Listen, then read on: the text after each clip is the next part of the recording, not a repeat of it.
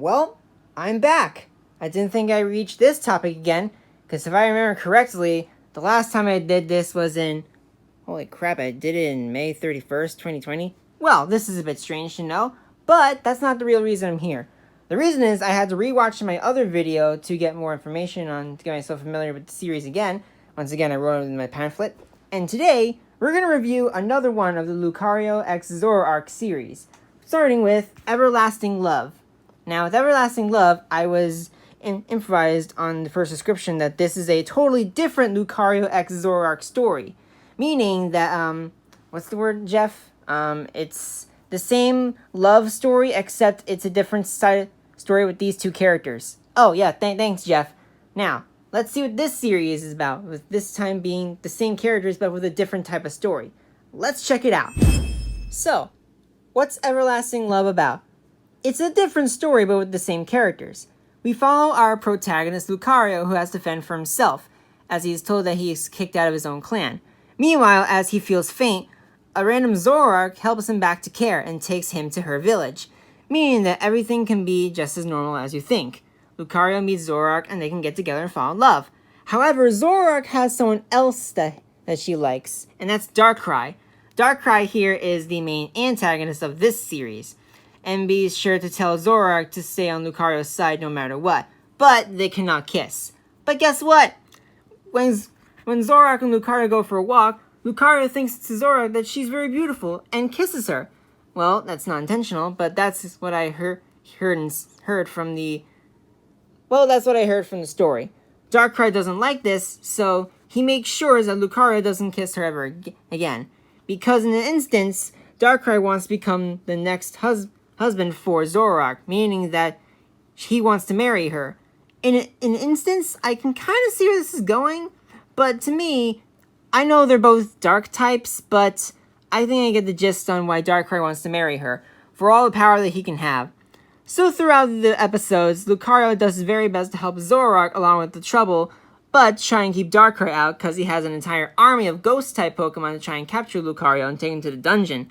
But Zoroark manages to help him. And then it is time to wrap the story up to see how things will go in the finale. Will things be different? Well, let's find out now. So, with episode 5, Zoroark helps Lucario out of the town and tries to get him away.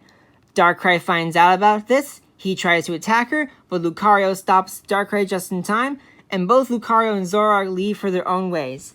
And however, with Darkrai, he's not a big fan of it, as in episode 7 in the finale, he kidnaps Zoroark to taunt Lucario for a bit to take him to a part of the forest. So Lucario goes to Darkrai's location and sees that a nightmare is slowly killing Zoroark on the same time. Darkrai says that he'll let her go only if he gives Lucario his powers. Lucario accepts Darkrai's powers. No, that's not right. Cut! Okay, sorry, this is sounding like a Disney bloopers they used to do. So Lucario gives his power to Darkrai and lets Zoroark go.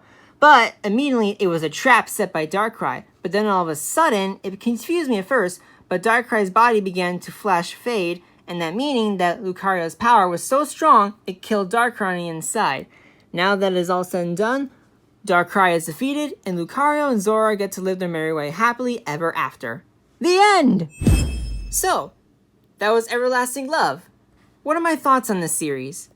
Well, for what it's worth, Ron does a pretty good job at being a villain in the first installment, because he was so desperate on getting Zoroark and Lucario separated just so he can marry her. With Darkrai's opinion, he just wants to kill Lucario or Zoroark if they step out of line. And for what it's worth, I think this is a genuine perfect sequel to the main series. Wait, no, this is not a sequel to the main series. I genuinely saw the description of the video saying that this is a completely different story, but with the same characters.